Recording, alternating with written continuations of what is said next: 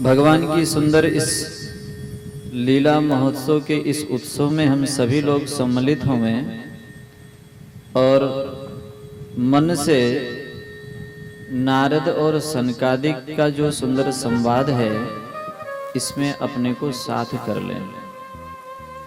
बद्रिका आश्रम में जहाँ अनंत गुना फल प्राप्त होता है, वहीं पर श्री नारद जी सनकादिक जी से जो प्रश्न किया है, भागवत क्या है, भागवत से कौन कौन पाप नष्ट होते हैं, उसी प्रसंग में सनत कुमार जी कहते हैं जो लोग दुष्ट पुरुषों के आचरण में निरत रहकर पाप कर्म करते हैं, कुमार्गगामी हैं, काम क्रोध के अग्नि से दग्ध हैं, वे सभी प्रकार के पापी भी सप्ताह यज्ञ से पवित्र हो जाते हैं। शास्त्रों में 5 प्रकार के महापाप कहे गए हैं। ब्रह्मघात करना, गोघात करना, सुवर्ण की चोरी करना, मदिरा पीना और उनका संग करना। अगर ऐसे महान पापी हैं, वे भी श्रीमद् भागवत की कथा श्रवण मात्र से मुक्ति को प्राप्त करते हैं। सनत कुमार जी कहते हैं, नारद, इस विषय में मैं तुम्हें एक बहुत प्राचीन प्रसंग सुनाऊंगा। एक तुंगभद्रा नदी जो दक्षिण में बहती है, बहुत सुंदर है। उसी के तट पर एक नगर है। उस नगर में आत्मदेव नाम का एक ब्राह्मण रहता है। ज्ञान से संपन्न है, पुत्र के अभाव के कारण दुखी रहता है। पत्नी भी है, धन भी है, ज्ञान भी है, समाज में सम्मान भी है, लेकिन ये सब उसे सुख का कारण नहीं बन पाते हैं।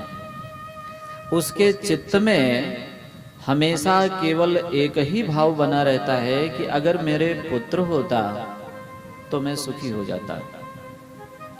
कथा सुनने वाले सभी श्रोताओं से निवेदन है कि विचार करें, क्या केवल पुत्र होने मात्र से सुख हो सकता है?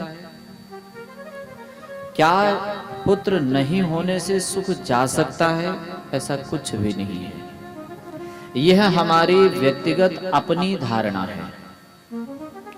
हम जिस चीज को पाने के लिए लालायित होते हैं, हम सुख का आरोप कर लेते हैं, वहीं हमें सुख दिखता है, होता नहीं है।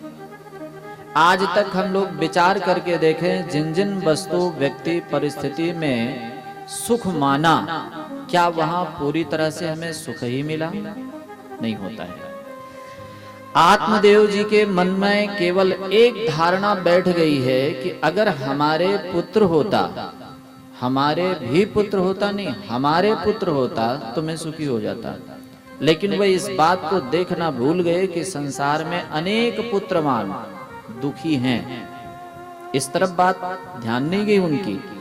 अथक प्रयास करने पर भी जब उन्हें पुत्र की प्राप्ति नहीं हुई, तो एक दिन रुष्ट होकर के उन्होंने निर्णय लिया कि मैं ऐसा जीवन नहीं जीऊंगा, आत्महत्या करके इसे समाप्त कर दूंगा। किसके कारण से? सुख के कारण से। किसके कारण से? और वो सुख हमें कहाँ मिलेगा? पुत्र में। और कोई कारण नहीं है। सुख है, लेकिन सुख का कारण पुत्र मान लिया। हम लोग बड़े नादान लोग हैं। बहुत ध्यान से सुनना। बार बार आपसे मैं ये कहूंगा कि भागवत उसी का नाम है जो भगवान से संबंध जोड़ दे। उसी चर्चा का नाम भागवत है। और जिसको भगवान प्राप्त हो गए हैं, वो भागवत ना रह करके परम भागवत हो जाते हैं। हमारे यहाँ जो परम भागवतों का वंदना है, वे सब भगवत दर्शन प्राप्त पुरुष को परम भागवत कहा है। अब हमें परम भागवत बनने के लिए भागवत पहले सुनना पड़ेगा। और भागवत क्या है? जिस चर्चा से हमें भगवान के साथ संबंध हो जाए, वो है भागवत। यहाँ प्रत्येक व्यक्ति अपने अपने सुख का कारण तय कर लिया है। ध्यान देना, हम जितने लोग बैठे हुए हैं सब अपने अपने सुख का कारण तय कर लिया। यही कारण है कि हम सुख नहीं पा रहे हैं, हम दुखी हैं, क्योंकि उस कारण में सुख नहीं है जहां हमने माना है। कोई शरीर को सुख का कारण माना तो उसका शरीर जब क्षीण होता है तो वो दुखी होता है। कोई परिवार को अपना सुख का कारण माना, जब उसका परिवार क्षीण होता है तो वो दुखी होता है।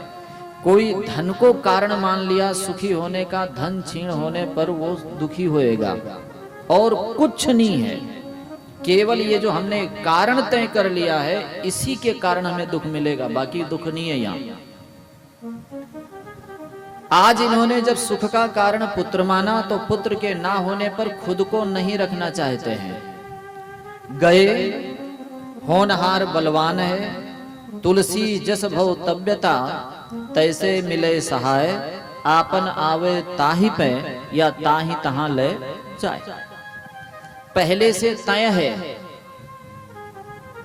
आपको आश्चर्य होगा जब ये सब बातें आप लोग सुनते हो तो सुनने में तो ठीक लगता है, लेकिन जब बीतती है तब समझ में नहीं आता है। और जिसके बीतते समय समझ में आ गया वही भगवान का भगत है और कोई भगत नहीं है। ध्यान देना, ये सब बातें ये केवल सुनने के लिए नहीं है। आप लोगों से बार बार मैं ये बात बता रहा हूं, सुनो, जब तक सुनोगे नहीं तब तक जानोगे कैसे। लेकिन केवल सुनने तक सत्संग मत मानना, ये चर्चा है, ये हमारे जीवन में आ जावे। तुलसी जस भवतव्यता, जैसा होने वाला है वैसी सहायता आपको लोग करने के लिए आ जाएंगे। या तो आप चले जाओगे या वो चले आएंगे आपके पास में, होगा वही। महाराज परीक्षित के मृत्यु को लेकर के भागवत का श्रवण शुरू होता है।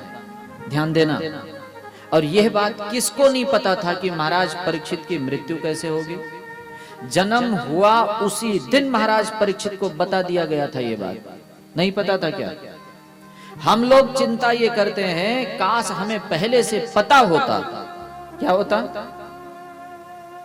हमें पहले से पता होता तो हम ऐसा नहीं करते। अच्छा है जो पहले से पता नहीं है, नहीं तो ये 4 दिन जो ओठों पर हंसी है वो भी गायब हो जाती है अब तक। ये बहुत भगवान की कृपा है जो पहले से बताया नहीं कुछ, और नहीं तो हम ये भी मुस्कुरा नहीं सकते थे, ये भी सुख से नहीं रह पाते। महाराज परीक्षित का जिस दिन जन्म हुआ है उसी दिन सारे ज्योतिषी जितने थे सबने एक स्वर में महाराज युधिष्ठिर को ये बात बता दिया है कि इनको ब्राह्मण का श्राप लगेगा।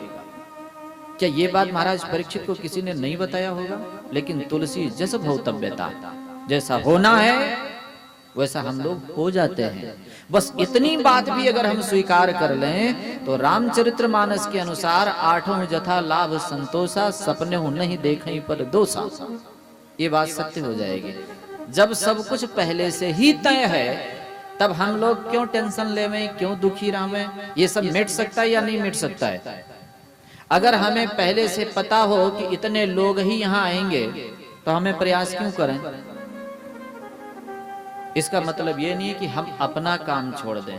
प्रयास करना अलग है और परिणाम से सुखी दुखी होना अलग है। प्रयास हमें करना है, इसी के लिए तो हम आए हैं, लेकिन सुखी दुखी होना ये हमारे हाथ की बात है। हम ऐसा नहीं करें, सावधान रह सकते हैं। आज जब ये इस तरह से चले, अगर महाराज आत्मदेव के मृत्यु ही निश्चित होती तो महात्मा मिलते? बोलो भाई, पता लगा के गए थे कि उस तालाब पर महात्मा बैठे हैं और वो मेरे को फल देंगे। वो मरने के लिए गए। आप लोगों के मन की बात भी कभी पूरी ना हो तो मरने के लिए चले जाना चाहिए। क्यों? भागवत सुनते हैं, इसमें जो कुछ हुआ है वैसा करना चाहिए। लेकिन बस विचार ये रखना कि इच्छा मृत्यु की वरदान अभी तक हमारे पढ़ने और सुनने में एक ही व्यक्ति के लिए आया है। उनका नाम है पितामह भीष्म। उनको इच्छा मृत्यु की वरदान थी कि बेटा जब आप चाहेंगे तब आप मर जाएंगे। वो अगर ऐसा चाहते तब तो ठीक था, लेकिन हम लोगों को कोई वरदान नहीं है, फिर भी 10 दिन के बाद में मर जाते तो ही ठीक होता। अरे मर जाते तब तो ठीक होता, मरना आसान नहीं है। गए थे आत्मदेव मरने, मरे, अरे अभी तो न जाने कितने दुख और प्रारब्ध में बाकी पड़े, वो आना है। उस दुख को भोगने का निमित्त लाने गए हैं, मरने नहीं गए हैं। वो जब तालाब पर पहुंचे और आत्महत्या का विचार उन्होंने किया, उसी समय एक सन्यासी महात्मा पहुंच गए और जब देखा ऐसा सुंदर स्वरूप समझाने लगे, विप्र कुल में तुम्हारा जन्म है, चिन्ह से हमें पता लगता है आप पढ़े लिखे भी हैं, यहाँ उदास क्यों बैठे हैं? बाबा क्या करें, संसार सुना है, क्या है, किसके लिए जिए?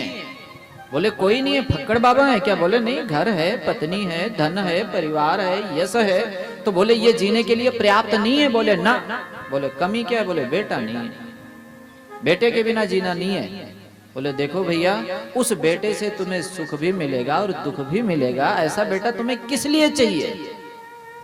है इसी में संतोष कर लो। बोले देखो बाबा जी, हम भी सबको ज्ञान देते हैं, ज्ञान की आवश्यकता नहीं है, अगर दे सकते हो तो मुझे पुत्र दे दो, और नहीं तो तुम्हारे सामने मैं आत्महत्या करूंगा, और ये अपराध आपको भी लगेगा क्योंकि आपके सन्मुख होगा और आप सामर्थ्यशाली हैं।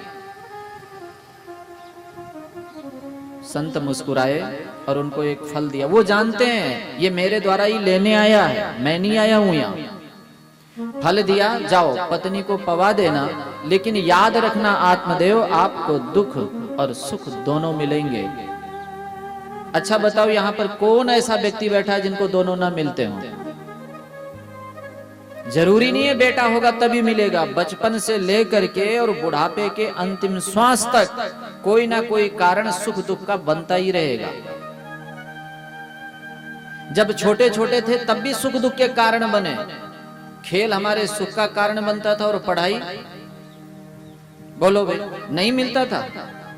लेकिन पढ़ाई दुख का कारण नहीं है, हम समझते जिसमें बस वही दुख सुख शुरू हो जाता है।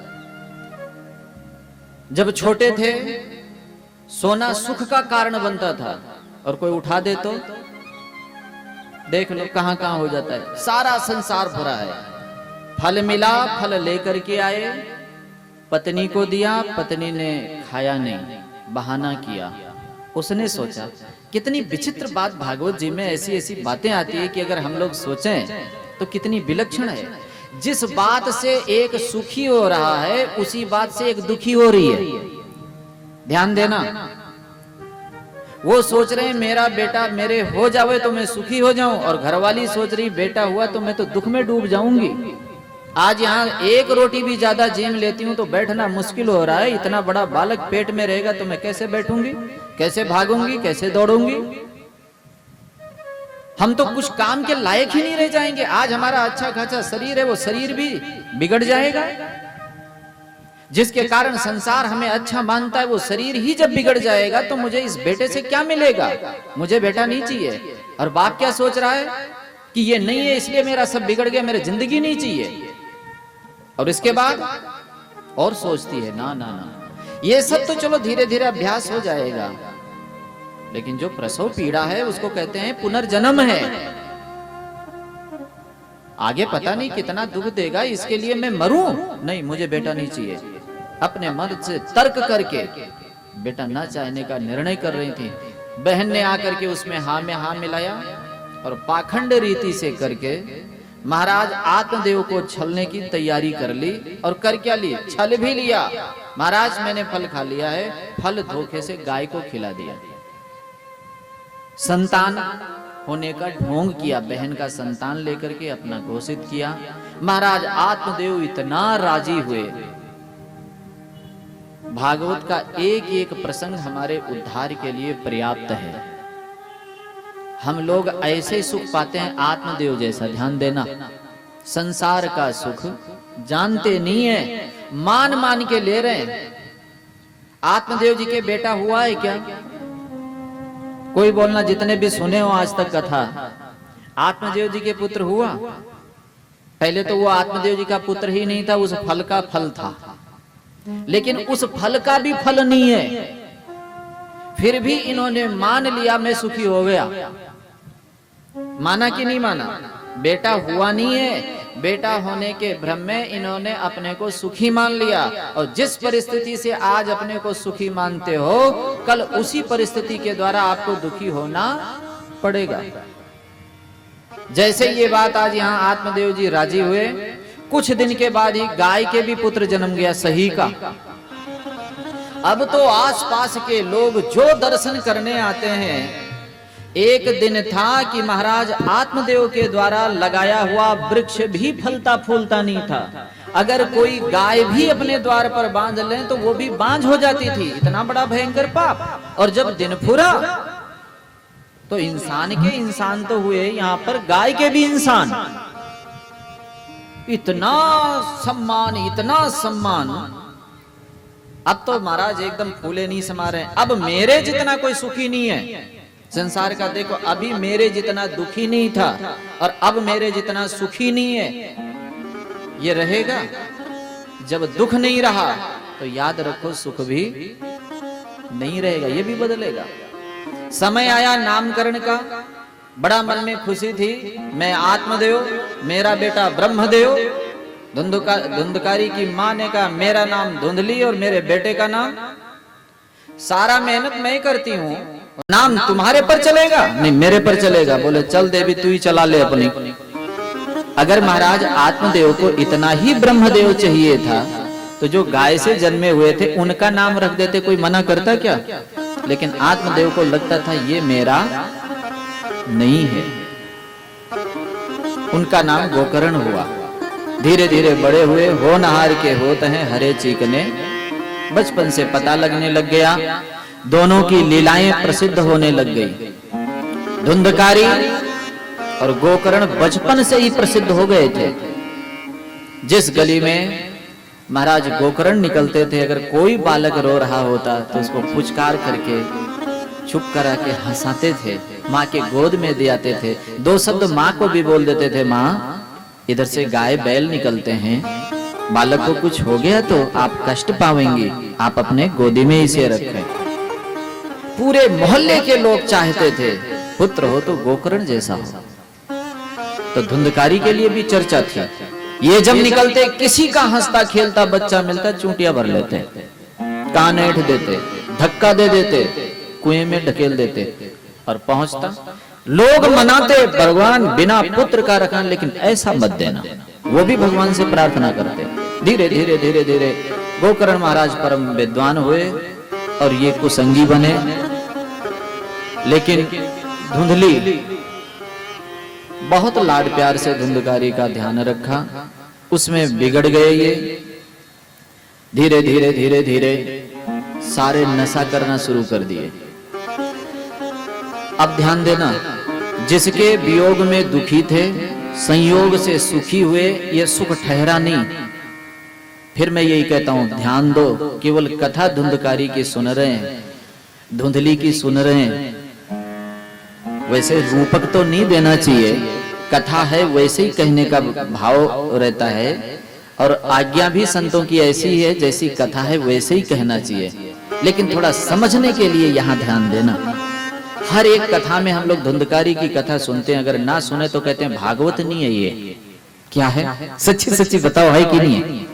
अगर धुंधकारी की कथा नहीं सुनी तो कहेंगे बाबा जी कहीं सुनाया, कुछ तो सुना ही नहीं। क्यों? लेकिन धुंधकारी का कथा नहीं सुनी। ये कौन है? तो मैंने संतों से सुना है, हम स्वयं ही आत्मदेव हैं। और ये बुद्धि है धुंधली। ये जब धुंधली होती है ना, तो धुंधला जानते हो किसको बोलते हैं? मैं ये जो चश्मा लगाया हूं मेरे भी धुंधला हो गया था। इसको जब निकाल देते हैं तो साफ दिखता नहीं है, उसी का नाम धुंधला है। उसको साफ देखने के लिए तो प्रयास करना चाहिए, और अगर नहीं किए तब गलत ही होना है। धुंधली के धुंधकारी हुआ। धुंध जानते हैं किसको बोलते हैं? जनवरी फरवरी में धुंध आता है, क्या बोलते हैं उसको? देखा है कि नहीं? ये उसका बेटा है और किसी का नहीं है। ये और ज्यादा तमोगुणी है। हमारे जीवन में इन चीजों का देखें और कुछ नहीं है। जैसे हमारे जीवन में ये सब कमियां आई, अब गोकर्ण नहीं आएंगे, भले ही आत्मदेव के नाम से चलते हो आप, लेकिन गोकर्ण ज्ञान है, बढ़िया निर्मल पवित्र सरल, जहां जाते हैं वहीं लोग आनंद मनाते हैं। और जहां जाने के बाद दुख ही दुख हो वो कोई निहाल नहीं करेगा। इतना नशा पता करने लगे, जिस गली में गोकर्ण निकल जाते महाराज आत्मदेव का वाह वाह होता, और जिस गली में धुंधकारी चले जाते,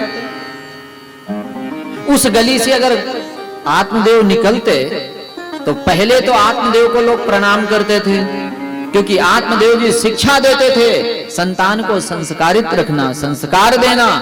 अब गांव वाले, मोहल्ले वाले, गली वाले पंडित जी से पूछते हैं यही संस्कार देना है क्या जो धुंधकारी को मिला है? बेचारे नीचे सिर करके निकलते हैं, वहां से घर से बाहर नहीं निकलते हैं। जिस पुत्र के होने पर वो मन में ये सोच रखे थे कि मैं सुखी होऊंगा, आज ये दशा हो गई उन्हीं आत्मदेव की कि घर से निकलना भी नहीं चाहते हैं। अब लोग घर आकर के वो उलाहना देने लग गए, अब कहां जाएंगे? एक दिन तो आकर के किसी ने बताया, ब्राह्मण पुत्र होकर के बड़ी संस्कारी शिक्षा दी है, उस चौराहे पर नाली में पड़ा हुआ तुम्हारा पुत्र। अब दुखी हुए, आज जाकर के मैं उसे समझाऊंगा। और मदिरा पान करने वाले को कोई समझा सकता है? कभी देखा होगा आप लोगों ने कहीं किसी को पिए मस्त रहते हैं, नाली में पड़े, लेकिन उनके बात देखो कितनी विशेष विशेष निकलती है। मेरे समझ में ही नहीं आता, उसी समय ज्ञान आता है पड़े हैं नाली में, और कैसी विचित्र बातें बकते हैं। जैसे देखा आत्मदेव, सोचे बहुत डांटूंगा, डांटने से पहले वो बोला थोड़ा और चाहिए लाओ, और गाली शुरू। उनको क्या पता, एक सज्जन के पास में कभी जाने का काम पड़ा, तो वो लेके इसलिए गए थे कि महाराज जी आप इनको समझाना, ये पीना छोड़ दें। नहीं देख सकते हैं, उसको जो मन में आता है सो ही कह देते हैं, कोई फर्क ही नहीं पड़ता, ये उनको गुण लग रहा है। बोलो, जब दोष को भी कोई गुण मानने लग जावे तब उसका कभी भी सुधार नहीं हो सकता है। और आज यही दशा धुंधकारी की हो गई। जब इस तरह से बीच चौराहे पर पिताजी को उल्टा सीधा कहने लगे, उस मद में पागल हुए, तो आज का दुख फिर सहन नहीं हुआ, और फिर आत्मदेव जी ने विचार किया कि जीना नहीं है इसके कारण, मरना इसी के कारण। और फिर जब आत्महत्या करने के लिए चले हैं, और यह बात गोकर्ण जी को पता लगा, क्योंकि गोकर्ण जी बहुत बुद्धिमान थे, ज्ञान संपन्न थे, चार लोग उनको सारी बातें बताया करते थे। इसी पुत्र के लिए तुम्हारे पिताजी, तुम्हारे लिए नहीं, तुम तो इनके कल्याण के लिए ही आए हो, इस पुत्र के लिए मरने गए थे, और आज इसी पुत्र के लिए फिर मरने जा रहे हैं। गोकर्ण जी गए और पिताजी को समझाते हैं, पिताजी एक बात बताओ, क्या संसार में अनुभव किया है? संसार के साथ बने रहने पर कहां सुख मिला? अगर पुत्र को छोड़ करके जाने पर सुख था, तो पुत्र के चाहने में सुख क्यों माना? क्या सब यही सब करते रहेंगे? ये सब छोड़ दो, मरो मत। अगर मरना ही है तो जीते जी मर जाओ। जीते जी जो मरता है वो अमर हो जाता है। आपको मरना है, आप मर जाओ, मरना मना नहीं है, लेकिन आत्महत्या बहुत बड़ा पाप है। ये शरीर भगवत प्राप्ति के लिए आपको मिला था, और आप इस तरह से करेंगे, बहुत बड़ा पाप है ये। यहां तक पाप लिखा है, आत्महत्या करने वाले के दाह संस्कार में भी, क्रिया कार्यक्रम में भी अगर कोई जाता है तो वो भी आत्महत्या का पापी कहलाता है। इतना बड़ा पाप है, सोचो। और वो पाप आप करने जा रहे हैं ब्राह्मण शरीर में होकर के। यही चीज जितना तुम गृहस्थ में लगे रहे, अब जाओ, आशा छोड़ दो, अपने आप को मर जाओ, सत्संग में लग जाओ, संतों के संग जो भी लगे उनका तो कल्याण हुआ है, उनका बेड़ा पार हुआ है। सत्संग एक ऐसी चीज है कि आपका उद्धार कर देगा पिताजी। अच्छा, मरा हुआ व्यक्ति अगर सत्संग करे तो कितना सुंदर बात है, लेकिन अब मरे हुए को तो जला देते हैं। जिंदा आते हैं, ये मरते नहीं है जल्दी, और बिना मरे अमर होता नहीं है कोई। मरना क्या है? जब सत्संग में चले जाओ तो इच्छा नहीं करनी चाहिए, कोई इच्छा नहीं। मुर्दा क्या क्या मांगता होगा रोज, सोचो। अपने आप को यही ऐसा कर लो, आप हो गए वैसे। और ये संतों के सत्संग में हमें बार बार मिलता है। वहां क्या सिखाया जाता है सत्संग में? और कोई बातें नहीं। आप लोग फिर से हम कहेंगे, ध्यान से सुनना। सत्संग और कुछ नहीं है, आप यहाँ आए, बैठ गए, सुन लिए, चले गए। अगली बार फिर कथा हुई, फिर आए, बैठ लिए, सुन लिए, चले गए। ये उदारता है आपकी। चलो ठीक है, जितनी देर आप इस भूमि पर बैठे रहे, कम से कम यहाँ पाप नहीं बनेगा, इतना तो फायदा है। लेकिन अगर इन बातों को हम जीवन में ले आवें तो सत्संग बहुत सुंदर चीज है। संतों की वाणियां पूरी भरी हुई हैं, कैसे कैसे महिमा उन्होंने सुनाया है। जो जो संतों से लगे हैं, सत्संग में गए हैं, सत्संग की बात मानी है, अगर इसकी एक पुस्तक बनाया जाए तो जिंदगी भर हम लोग पढ़ते रहें, ऐसी ऐसी महिमा है। कुछ पद हैं, उनमें से आप लोग सुने और संतों की वाणी देखें। हम आपको एक बात और बता दें, बीच में हम आपको ये पद आदि क्यों सुना देते हैं, ये मत सोचना कि नींद आई इसलिए, नहीं। संतों की जो वाणी होती है वो एक कहावत है, गागर में सागर भरना। जो पढ़े हैं वो लोगों को इस तरह से लोकोक्त मुहावरा जो बातें आती है ना, बहुत कम शब्दों में बहुत अच्छी बात बता देना। हिंदी के दो पार्ट होते हैं, एक गद्य होता है और एक पद्य होता है। गद्य में जो बातें पूरे पैराग्राफ में कही जाती है, वही पद्य में बहुत कम में आ जाता है और उसको समझना भी अच्छा होता है। वो साज बाजा के साथ भी हो जाता है वही चीज। देखें संत लोग कैसे बोलते हैं सत्संग के लिए। संतन के संग लाग रे तेरी अच्छी बनेगी, संतन के संग लाग रे तेरी अच्छी बनेगी, संतन के संग लाग रे तेरी अच्छी बनेगी, अच्छी बनेगी तेरी बिगड़ी बनेगी, अच्छी बनेगी तेरी बिगड़ी बनेगी। हो यो तेरो बड़ भाग रे, हो तेरी अच्छी बनेगी, हो यो तेरो बड़ भाग रे तेरी अच्छी बनेगी, संतन के संग लाग रे हो तेरी अच्छी बनेगी, संतन के संग लाग रे तेरी अच्छी बनेगी। ऐसी सुंदर बात है, संतन के संग लाग रहे। क्या करना है? साथ नहीं, संग। साथ तो मच्छर भी होते हैं और क्या करते हैं, संतों का खून पीते हैं, कल्याण नहीं होता है।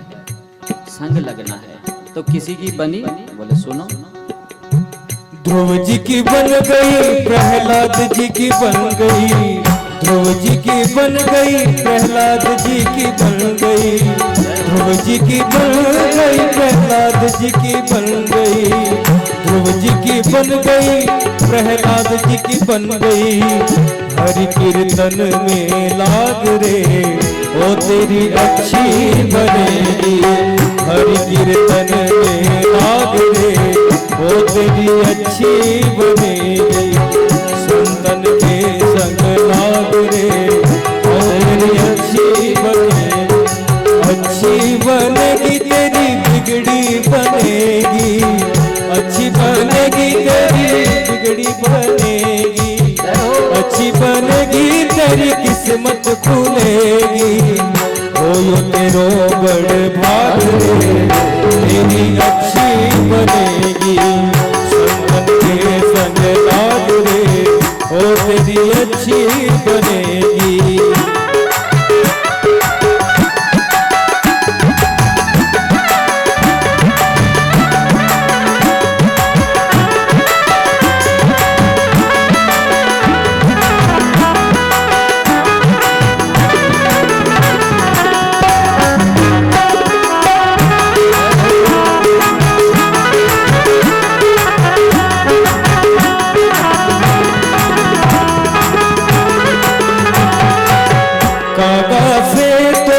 हंस बनावे, कागा से तो है हंस बनावे, कागा से तो है हंस बनावे, कागा से तो है हंस बनावे।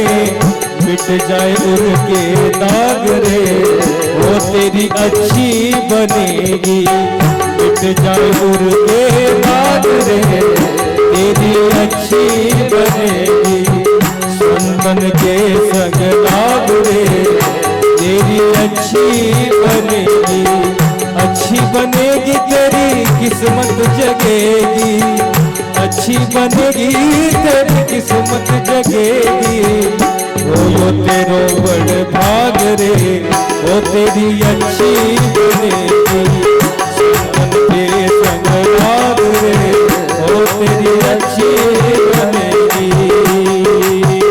अच्छी बनेगी, कैसे अच्छी बनेगी? अगर हम लोग संतों के संग लगते हैं, संग साथ नहीं, हम फिर बता रहे हैं, ठीक है? साथ में फिर वो भिक्षा कहां से लाएंगे? संग अनंत दूरी पर भी हो सकता है, साथ नहीं हो सकता है। और साथ संत का नहीं होता है, शरीर का होता है। किसका होता है? शरीर का। शरीर की गति तो शरीर तक ही सीमित होती है, साथ नहीं, संग होना चाहिए। मैंने सुना है जगन्नाथपुरी में एक वैश्या सुंदर थी और एक जार पुरुष उसकी सुंदरता पर मोहित था। जब सब लोग भगवान जगन्नाथ का दर्शन कर रहे थे तो वो वैश्या था। उसको ये चिंता थी कि धूप में जाओगी तो तुम काली हो जाओगी, छाता लगा के चल रहा उल्टा। जब एक संत ने देखा, बड़ी दया आई, रामानुजाचार्य जी महाराज से जाके कहा और उन्होंने बुलाया, भैया ये क्या कर रहे हो? वैश्या से? बोले नहीं महाराज, सुंदरता से। बोले अगर ऐसा सुंदर कोई और मिल जाए तो? बोले छोड़ देंगे इसको। और उन्होंने जगन्नाथ जी से प्रार्थना किया तो संत का संग मिल जाए तो उद्धार होना ही है। और किसी का हुआ? बोले सुनो। सुतवित नारी तीन आशाएं, सुतवित नारी तीन आशाएं, त्याग सके तो त्याग रे ओ तेरी अच्छी बनेगी, त्याग सके तो त्याग रे ओ तेरी अच्छी बनेगी, संतन के संग लाग रे ओ तेरी अच्छी बनेगी, संतन के संग लाग रे। अच्छी बनेगी क्या करने से? सुत, वित्त, धन और नारी, यही तीन चीज हम मांगते हैं। क्या करते हैं? यही तो मांगते हैं ना। नारी होनी चाहिए जो आरी का काम करे, धन होना चाहिए जो घमंड आना चाहिए, बेटा होना चाहिए जिसे पतन होगा। और क्या होगा? इनके त्याग से तेरी अच्छी बनेगी। ऐसा नहीं है जिसके पास ये नहीं है उनकी नहीं बनी है, सारा संसार याद करता है। लेकिन अगर जिसने धोखा खाया है, इन्हीं में खाया है। पूरी लड़ाई, पूरा इतिहास इसी में भरा पड़ा। त्याग सके तो त्याग रे। जब बढ़िया से समझाया गोकर्ण जी ने कि इनको त्यागो शरीर को नहीं, और उसके बाद आत्मदेव जी को ज्ञान हुआ, अपना तो उद्धार करने के लिए वो निकल पड़े। पिताजी चले गए। गोकर्ण जी समझदार थे ही कि जिसने पिताजी का भी आदर नहीं किया तो मेरा कैसे करेगा, और हमें इनकी आज्ञा माननी पड़ेगी, क्योंकि मैं वो नहीं कर सकता जो ये कर सकते हैं, और गलत का साथ में दूंगा नहीं। तो मैं क्या करूं, छोटा हूं, अब मेरा यहां रहना नहीं हो सकता है। किसी भी विधि से इनकी आज्ञा नहीं मानूं तो भी रहने नहीं लायक हैं हम, और अगर मानते हैं तो पतन होता है। क्या करूं? युक्ति निकाला। जा करके धुंधकारी जी को प्रणाम किया। बड़े भैया आपको प्रणाम है। क्या बात है गोकर्ण? जब से पिताजी गए हैं मेरा मन नहीं लग रहा है, मैं तीर्थ यात्रा कराऊं। धुंधकारी तो राजी हो गया। यही अड़ंगा डालते थे, ये नहीं ये करना चाहिए, ये नहीं ये करना चाहिए, इनको पहले जाने दो फिर स्वतंत्र हो जाएंगे। कुसंगी व्यक्ति को संस्कारी व्यक्ति कभी भी नहीं भाते हैं। भाते हैं क्या? कह दिया जाओ वो तो चले गए, वो छुट्टी पा गए। अब कौन बचे? माँ बेटे। जुआ आदमी सारा धन बर्बाद करने के बाद माँ से रोज धन, अब मन कहां से लाएगी? जो इतना राजी होती थी, धीरे धीरे धीरे धीरे अत्याचार करते करते एक दिन माँ को बहुत डांटा, धन दे देना नहीं तो इस कुएं में डाल देंगे। डर के मारे वो खुद ही कूद गई रात में, वो भी गई। अब बचे अकेले। शास्त्रों में ऐसा लिखा है, संतों के मुख से ऐसा सुनना भी हुआ है कि एक एक दुर्गुण भी व्यक्ति को पतन के लिए काफी है, और अगर सारे इकट्ठा हो जाए फिर तो कहना ही क्या है। उनमें से क्या क्या ज्यादा खतरनाक है, तो बोले अविवेक। अविवेकी पुरुष अपना पतन बहुत जल्दी करेगा। और क्या? स्वतंत्रता। ये स्वतंत्रता लगती अच्छी है, लेकिन ये पतन बहुत जल्दी कराती है, ध्यान रखना। भगवान की बहुत बड़ी कृपा है कि हमारे ऊपर कोई शासन करने वाला है, मेरा पतन नहीं होगा। नहीं तो जहां स्वतंत्रता आई, उद्धार तो बहुत कम होना है, पतन ही होना है। और क्या है? धन। जिस धन के पीछे रात दिन हम एक कर रहे हैं, ये धन भी हमारे पतन का कारण बनता है। गरीब व्यक्ति का इतना ज्यादा नुकसान और पतन नहीं होता है जितना धनवान का जल्दी हो जाता है। धनवान व्यक्ति सोचता है मैं सुखी हूं, लेकिन उससे खुद से पूछो कि तुम्हें नींद भी गहरी आती है क्या? उसे पूछना। उस धन की सुरक्षा के कारण वो इतना भयभीत है कि गेट पर चौकीदार, रात में खुला कुत्ता, उसके बाद कमरा में अंदर से कुंडी, किसी पर विश्वास नहीं है उसको। इतने में भी अगर ऊंदरा कमरे में हो तो क्या दशा होगी? ये सुखी लोग हैं। और जिनके पास धन नहीं है, जिनको हम दुखी कहते हैं, ले जाकर के रोई में सुला दो बढ़िया खेजड़ी के नीचे, जो खर्राटा लेते हैं, कोई मतलब ही नहीं है, कुछ है ही नहीं है, दुख का कारण ही नहीं है। और ये ऐसा नहीं है, सच्ची बात आपको बता रहा हूं, ऐसा नहीं है। ये जिसके पास रहा उसी को दुख दिया है, और जिसके पास रहा उसको भ्रम क्या था कि मैं सुखी हो रहा हूं। भ्रम तो ये होता है कि मैं सुखी हो रहा हूं, लेकिन मूल में अगर देखा जाए तो केवल दुख मिलता है। आप लोगों की तो हम रहने देते हैं, बाबा जी की बात बताते हैं। गुरु और चेला दोनों तीर्थ यात्रा पर निकले, तो हमेशा संतों में यह संस्कार दिया जाता है कि भगवान सब जगह है, इसको मान करके निर्भय हो जाना चाहिए। क्या हो जाना चाहिए? और जो निर्भय हो जाता है, जो निसंक हो जाता है, उसे परमात्मा की अनुभूति आए बिना ऐसा होता ही नहीं है। साधु संत प्रायः इस तरह का डर नहीं रखते हैं। जब यात्रा में चले तो जहां कहीं अच्छी जगह दिखती, चेला पीछे पीछे, गुरुदेव क्या सुंदर वृक्ष लगा है, हवा आ रहा है, हवा चल रही है सुंदर, यहीं बढ़िया आसन लगाते हैं, मस्ती से क्यों गांव में जाके मच्छर खाएंगे? बोले चेला आपको बताया ना, यहाँ डर है, चलो गांव में। क्या है? अब चेला नहीं समझ पाता कि गुरुजी कहते हैं निडर होना चाहिए, और यहां तो कुछ दिखता नहीं, डर कहां है? कई जगह बोलता, लेकिन गुरुजी जहां बस्ती होती वहीं जाकर के एक किनारे, वहां मक्खी मच्छर होते तो भी बिना डर के सोते। एक दिन में कहीं कुएं पर नींद आई, और चेला सोच रहा था, समझ में नहीं आया डर कहां है। तो पोटली देखी, और पोटली में कुछ पैसे रखे हुए थे। उसने लगाया दिमाग, और तो कोई डर है नहीं, अगर कोई डर होगा तो यही होगा, बाकी आसे पासे में जग के देख रहा हूं, कोई डर ही नहीं है। चला वहां से। दूसरे दिन फिर अच्छा तालाब दिखा, सुंदर वृक्ष लगा है, हवा चल रही है। चेले ने कहा गुरुदेव बड़ा सुंदर जगह है, जल भी है और थल भी है, सुंदर वायु चल रही है, अपने यहीं विश्राम करें। बोले चेला तेरे को कहा ना कि ऐसे एकांत जगह में नहीं रुकना चाहिए, यहाँ डर है। बोले डर कुएं में कूद गया है। डर कुएं में कूद गया? हाँ गुरुजी, डर कुएं में डाल दिया मैंने उसको। बोले किसको? बोले वो जो पोटली थी, जो डर था। बोले वो डाल दिया? बोले अब कहीं भी सो चेला, अब कहीं भी सो, और सच्ची बात है, आप करके देख लेना। चाहे जितना आप पहलवान व्यक्ति हो, 2, 4, 10 लाख रुपया 10 आदमी को बता के लेके निकल लो, तो आप देखो कितने निडर होते हो आप। ये डर है, लेकिन हम लोग इस डर को सुख मान लेते हैं। क्या करते हैं? धन भी व्यक्ति को बर्बाद करने के लिए पर्याप्त अवगुण है। अगला क्या लिखा है? जवानी। ये भी सबको चाहिए, नहीं चाहिए क्या?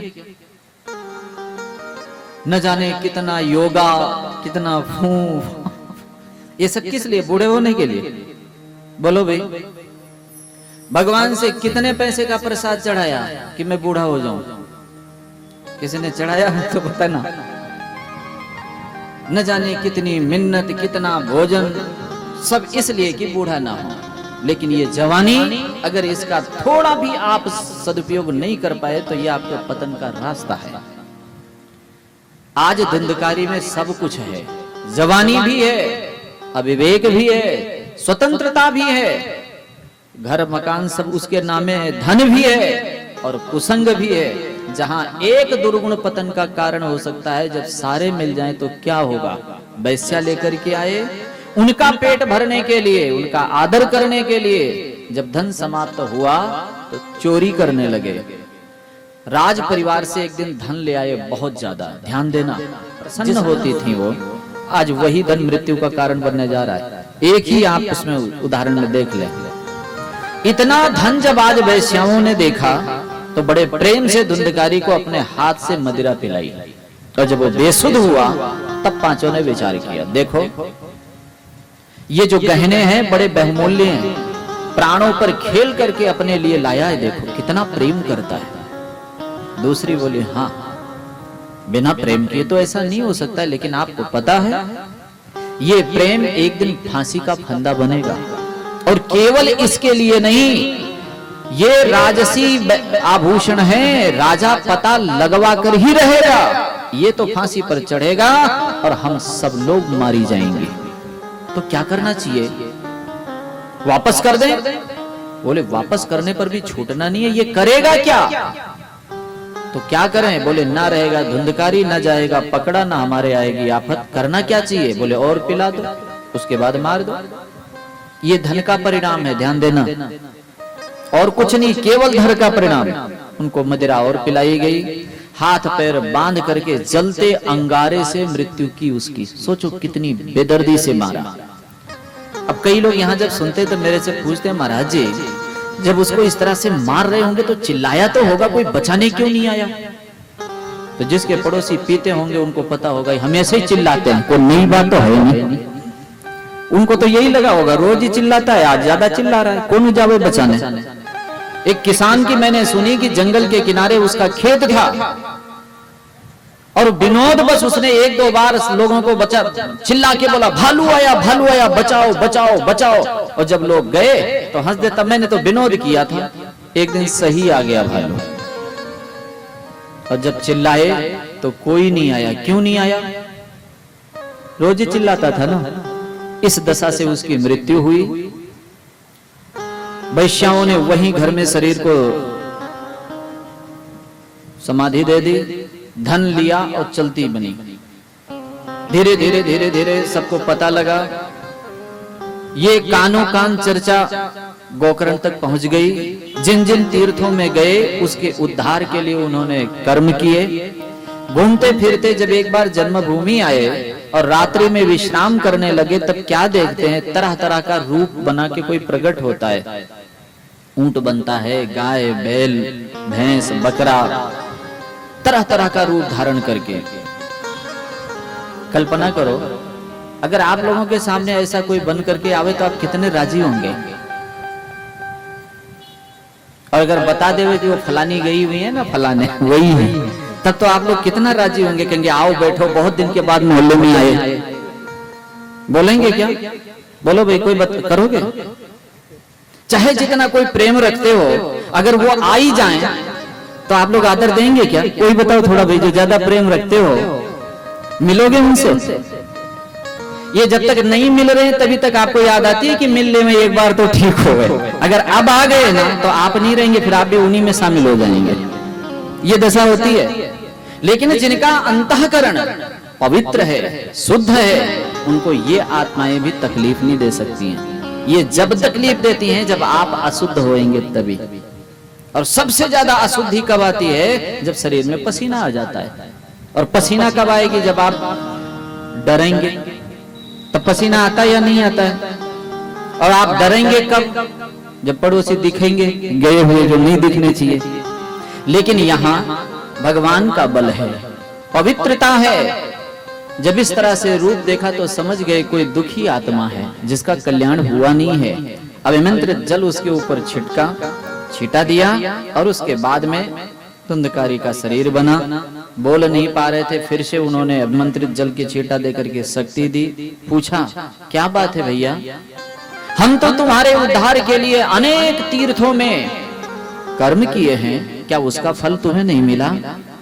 बोले भैया हम इतने बड़े पापी हैं कि इन कर्मों को तुम हजारों बार करो तो भी मेरा उद्धार नहीं होगा, लेकिन आपसे विनती है कि मैं बहुत तकलीफ पा रहा हूं, आप मेरे उद्धार का कोई कर्म करें। तो आप ही बताओ मैं कौन सा कर्म करूं? बोले मैं जानता नहीं हूं। जब इस तरह से कहा, गोकर्ण महाराज विचार करने लग गए, किसको कहें किसको कहें, किससे पूछें। बहुत जगह जाकर के उन्होंने विचार किया, लेकिन निश्चित नहीं हो पाया। तब ऋषि मुनियों ने निर्णय लिया कि सभी कर्मों के साक्षी भगवान सूर्य हैं। साक्षी जानते हैं किसको बोलते हैं? जिसके सानिध्य में कोई कर्म होता है, साक्ष्य से वो कर्म पुष्ट होता है। जब हम लोग कोई भी काम करते हैं, पूजा पाठ, तो आप देखते होंगे सबसे पहले ब्राह्मण देवता अग्नि प्रज्वलित करते हैं। वो आरती के लिए नहीं करते, आरती तो बाद में होती है, लेकिन अग्नि सबसे पहले प्रज्वलित, एक दीपक जला लेते हैं। कारण कि इनके साक्षी में हुआ है। ये जब भी कभी हम कहीं जाएंगे और कोई काम पड़ेगा तो अग्निदेव कहेंगे मेरे साक्षी हूं। और इसको बनाने वाला कितना होशियार होगा। पहले से ये अब सीसीटीवी कैमरा चालू हुआ है और भगवान पहले से ही लगा के भेजे। अनलिमिटेड रिचार्ज है, इसमें खत्म होता ही नहीं है और ना कभी सर्वर डाउन होता है, इसका सब रिकॉर्ड चल रहा है पूरा। एक रोम भी ऐसी जगह नहीं है जहां पर कोई सीआईडी भगवान ने नहीं लगाया हो तुम्हारे। सुबह उठ करके सबसे पहले हस्त दर्शन का, कमल दर्शन का आया है। और इसमें भी कितने लोग बैठे हैं देखा है आपने कभी? मोटा मोटी कहते हैं कारागृह बसते कल कर मूले मध्य, सबका नाम लेते हैं या नहीं लेते? इतना तो आप लेते हो, ये बड़े बड़े लोग हैं। छोटे छोटे ये पर्वत बने हुए हैं, ये इनके स्थान बैठे हैं। यहाँ नवग्रह पूरा बैठा हुआ यही। आप ज्योतिष वालों से जाके पूछना ये किसका, ये मंगल का क्षेत्र है, ये राहु का क्षेत्र है, ये शुक्र का क्षेत्र है। क्षेत्र का मतलब स्थान, और जिसका स्थान है वो वहां नहीं होता होगा ना। सभी जगह ये सब गवाह बनते हैं।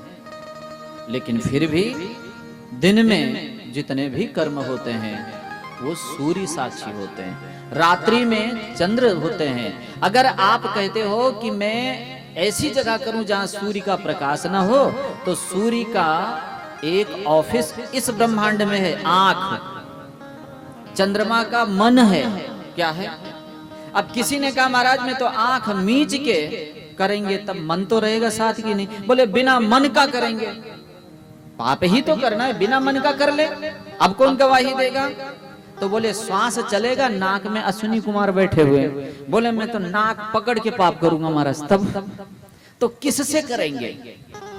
पीठ से करेंगे, अधर्म यहाँ बैठे हुए हैं। कंधे से करेंगे, इसमें दिग्गज बैठे हुए हैं। कौन सी ऐसी जगह है जिससे आप पाप करके और छुपा लेंगे? बतावें। इसलिए सभी कर्मों के साक्षी प्रकाश रूप में भगवान सूर्य को नियत किया गया, क्योंकि ज्यादातर पाप प्रकाश में। अगर सूर्य भगवान से पूछा जाए वो बता सकते हैं इसके उद्धार का। गोकर्ण जी महाराज ने सूर्य उपासना किया और उसके बाद सूर्य भगवान ने जब देखा, इन्होंने प्रार्थना किया और बताया कि देखो इसके उद्धार के लिए धन्या भागवती वार्ता प्रेत पीड़ा विनाशनी। धन्य है वह भागवती वार्ता जो प्रेत के पीड़ा का नाश करने वाली है। इसलिए आप सप्ताह करें, भागवत सुनावें। और जब इस तरह से बात हुई है, कहा गया है, अब गोकर्ण जी महाराज ने कथा शुरू किया है। ध्यान देना भाई, कथा जब शुरू किया तो ये कथा नहीं गोकर्ण और वाली यही शुरू किया होगा क्या जो अभी सुन रहे हो आप? ये तो हम आपको सुना रहे हैं। उस समय यही कथा जो अभी चालू होगी, ये कथा शुरू किया। कहते हैं एक एक दिन में एक एक गांठ का छेदन करके 7वें दिन धुंधकारी का सुंदरता पूर्वक कल्याण हुआ और विमान आया। जब विमान में बैठ करके जाने लग गए, अब बहुत अच्छा प्रसंग आया है। मैं सबसे सुंदर प्रसंग इसी को मानता हूं पूरे कथा का। जब जाने लग गया तब गोकर्ण जी ने उनको रोका, आप लोग थोड़ी देर रुकें, कुछ मेरे प्रश्न हैं उनके उत्तर देते जावें। देव पुरुषों ने कहा क्या प्रश्न है महाराज आपका? आप जिस उद्देश्य से कथा किया था वो तो पूरा हो गया, अब प्रश्न क्या है? बोले प्रश्न ये है कि जब मैंने कथा सुनाया तो मोहल्ले के सभी लोगों ने सुना, और विमान केवल धुंधकारी के लिए क्यों आया? एक कथा से एक ही व्यक्ति का कल्याण होता है, जो यजमान बनता है या मुख्य श्रोता बनता है उसका ही क्या? और अगर एक कथा में एक का ही कल्याण होता हो तो बाकी लोग अपना काम खोटी के क्यों यहां बैठे रहे महाराज? इनके भी तो काम है। और अगर सबका होता है तो फिर विमान एक क्यों आया? इस प्रश्न का उत्तर चाहिए। तब देव पुरुषों ने बड़ा सुंदर उत्तर दिया है, महाराज भागवत कथा में किसी प्रकार का भेद नहीं है, इसमें तो इतना सामर्थ्य है कि सृष्टि के धूल कण कम पड़ सकते हैं, लेकिन इसके कृपा और महिमा में कोई कमी नहीं है, इतने का उद्धार हो सकता है। सकल सृष्टि का उद्धार एक भागवत कथा सुनने से हो सकता है। तो होता क्यों नहीं है? बोले सुनता कौन है महाराज? कई तो श्रोता हैं, कई सोता हैं, कई वक्ता हैं, सुनते सुनते ही बात करते रहते हैं। कोई आते हैं, कोई जाते हैं, सुनना कहाँ है उनको? सुनने का अर्थ है एक एक शब्द जीवन में उतर जावे, और जो बात लग जाती है वो भूलते हैं ना। यहां जितने बैठे हो आप लोग बताना, अगर कोई बात लग जाए तो वो भूल जाते हैं ना, और जो नहीं लगती है वो, कई लोग मेरे को बोलते हैं महाराज जी घणी कथा सुनूं मैं तो, टेलीविजन जब से जागूं चालू कर छोड़ दूं, सुनते ही रहूं, बंद करूं सब भूल जाऊं। महाराज याद तो रहता ही नहीं कुछ। तब उनके आराम के लिए, उनको कोई कष्ट ना हो तो क्या बोलते? हाँ आपकी अवस्था आ गई। बोले हाँ आप ठीक कहे, ध्यान देना भाई, उनको कहो कि आपकी अवस्था आ गई। बोले हाँ आप ठीक कहे, उन्होंने समर्थन कर लिया, वो राजी हो गए तुम सही बोले। ये सही नहीं है। सारा दिन सुना और कुछ याद नहीं है, और बहू ने आकर के एक सुना दिया। उन्हीं बूढ़े बाबा की बता रहा हूं मैं, जो सारा दिन सुन के भी उन्हें कुछ याद नहीं रहा, और पुत्र वधू आकर के एक सुना दे। माताएं आप बताओ, आपके भी याद नहीं रहता होगा कथा, शायद कथा नहीं याद रहता होगा। और अगर सासू बन गई हो, घर पर पहुंचते बहू कुछ सुना दे तो फिर भूल जाती होंगी। फिर उसके लिए महात्मा स्वयं घर पर जावे और कह दें भूल जा। बोले ना महाराज ये तो लक्कड़ तक साथ ही जाएगा, पता नहीं किस विधि से सुनी तूने। आप विचार करें इसको, जो सुन लेगा वो भूलेगा नहीं, जिसके लगेगी चोट। और संत लोग होते हैं ऐसी बात बोल करके चोट मारते हैं कि तुम घायल हो, उन्हें दुख देने के नहीं है, तुम्हें वो असली बात बताएंगे ही, ये नहीं कहेंगे हाँ हाँ अवस्था, लापरवाही है। अब कई लोग आते हैं घर से छुट्टी लेके आए हैं और बढ़िया पंखे के नीचे बैठ जाते हैं, हल्की हल्की म्यूजिक उनको मिलती रहती है, बाबा कुछ बोलते रहते हैं, वो बढ़िया सोते रहते हैं, क्या परवाह है? जयकारा लगेगा तो नींद खुली जानी है। अब अगर ये विमान चाहे तो विमान आएंगे, आते हैं, ऐसी बात नहीं है। लेकिन संत लोग इतनी कड़वी भाषा बोल देते हैं कि कम से कम कुछ तो लगे, चेतो तो सही। चेतावनी क्या है आप विचार करो। मैंने तो गांव में सुना है कि महाराज जी ये जो ऊंट गाड़ा होता है ना, इसको जब जोत करके चलते हैं और वो रास्ता भूलता है तो उसको समझाने के लिए बोलते हैं चेत चेत चेत चेत चेत, तो उसको भी समझ में आ जाता कहीं गलती हो रही है, चेला पकड़ लूं मैं। ऊंट भी जो बड़ पशुओं में चार हैं, कुकर सूकर ऊंट खर, वो भी चेत का नाम सुन करके एक बार अपने रास्ते पर आ जाते हैं। लेकिन हम लोग संतों की कितनी चेतावनियां सुने, कैसी कैसी बातें बताते हैं, जिसके लिए हम रो रहे हैं वही दिन हमारे लिए आने वाले हैं और पता नहीं है वो कौन से क्षण आ जाए। किसी को यहाँ पता हो तो मेरे को बता देना, और अगर ऐसी कोई जगह सुरक्षित हो तो वहां हम भी चलते हैं, वहीं बनाते हैं कुटिया। लेकिन ऐसा है नहीं। ये चेतावनी संतों की सुननी चाहिए। सुन लो, ये बीच में ही सुन लो आप, कैसी कैसी बातें संत लोग बताते हैं।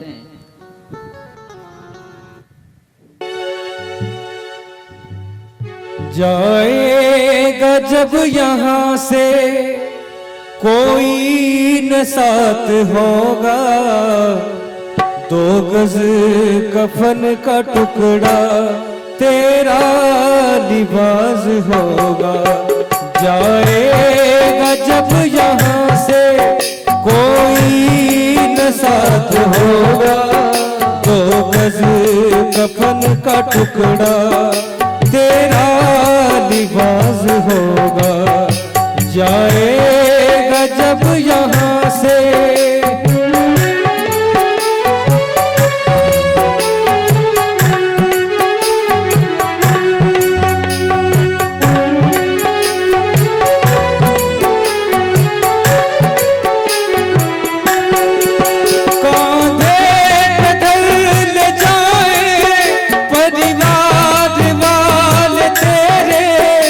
यमदूत ले पकड़ के डालेंगे तेरे घेरे, कांधे पे धर ले जाए परिवार वाले तेरे।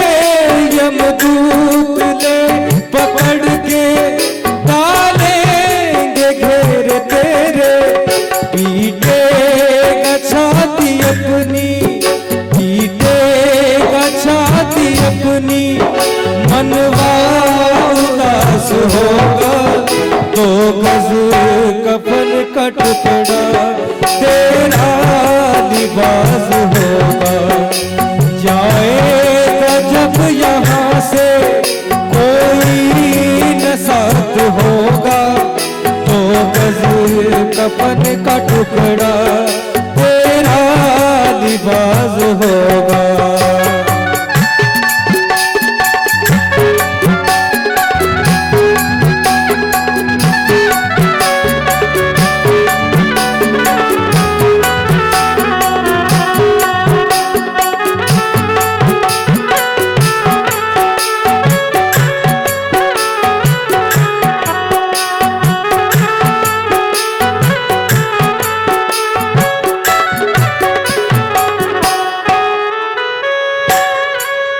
चुन चुन के लकड़ियों में रख देंगे तेरे बदन को, आकर के झट उठा ले मेहतर तेरे कफन को।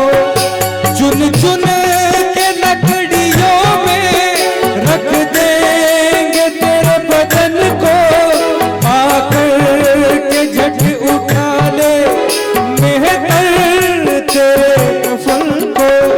दे देगा आग तुझ में, दे देगा आग तुझ में बेटा जो खास होगा, 2 गज कफन का टुकड़ा तेरा लिबास होगा। जाएगा जब यहाँ से कोई न साथ होगा, 2 गज कफन का टुकड़ा तेरा लिबास होगा। सुना? अच्छा, ये अपने लोगों के साथ ये नहीं होगा, नहीं। अब कोरोना में ये सब बंद हो गया कि नहीं? अब तो कोई परिवार वाले भी साथ नहीं होंगे, और ना कोई कफन होना है, और ना कोई उठाने वाला होगा। ऐसे बूर के चले आएंगे, पता ही नहीं होगा कहाँ बूरे गए। दशा देखो क्या शरीर की होती है। ये सब तो पहले लोग कर लेते थे, अब की वाली बीमारी में ये सब कुछ नहीं हुआ क्या? इतना भी नसीब नहीं होगा। बेटा तड़फ रहा है और बाप देख रहा है, कुछ नहीं कर सकता है। सोचो इससे दयनीय दशा क्या होगी। खुद का पति इस तरह से जा रहा है और पत्नी को देखने को भी नहीं मिल रहा है। आप सोचो वो बीमार व्यक्ति इतना भी सहानुभूति नहीं पा सकता है, अगर कोई आवे तो दुखी है मेरे कारण परिवार समाप्त हो जाएगा। ये दशा किसके नहीं हो सकती है, सोचो। अच्छा, ये चीजें अगर याद रहे तो हमें नींद आ जाएगी ना? सच्ची सच्ची बताना आप लोग। अच्छा, ये बातें याद रहे तो हम बातें भूल जाएंगे क्या? और हम इस बात को भूल गए हैं भैया, यही कारण है। चाहे जितना बेपरवाह व्यक्ति हो, अगर मौत की बात याद आ जावे तो उसे नींद नहीं आ सकती है।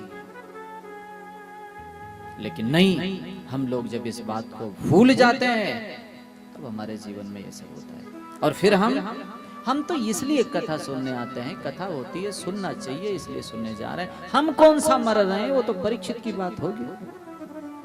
बोलो, परीक्षित को नहीं चिंता थी क्योंकि उनको 7 दिन का वरदान मिल चुका था। नहीं मिला था क्या भाई, आप लोग बताओ। जिसको सांप बोलते हैं वो वरदान था। श्री सुखदेव जी महाराज कहते हैं, महाराज परीक्षित कुछ जलपान कर लो, अभी आपके पास 7 दिन हैं। बढ़िया प्रेम से लीला सुनना, बोले महाराज अब क्यों? जलपान किस लिए करते हैं? प्राण टिका रहे। लेकिन मुझे तो ब्राह्मण देवता की इतनी सुंदर कृपा मिल गई है कि उनका सांप पहरा दे रहा है, 7 दिन से पहले निकलेगा ही नहीं, क्योंकि ब्राह्मण का वचन बंधा हुआ है। अब चाहे कुछ ले या ना ले, 7 दिन से पहले ये प्राण इस शरीर को नहीं छोड़ेगा। अच्छा, अपने लोगों के पास कोई है ऐसा कि 7 दिन भी रहेगा, लेकिन फिर भी नींद आवे, पंचायती याद आवे, इधर उधर की बात याद आवे, तो सोचो हम लोग श्रोता कहलाते हैं।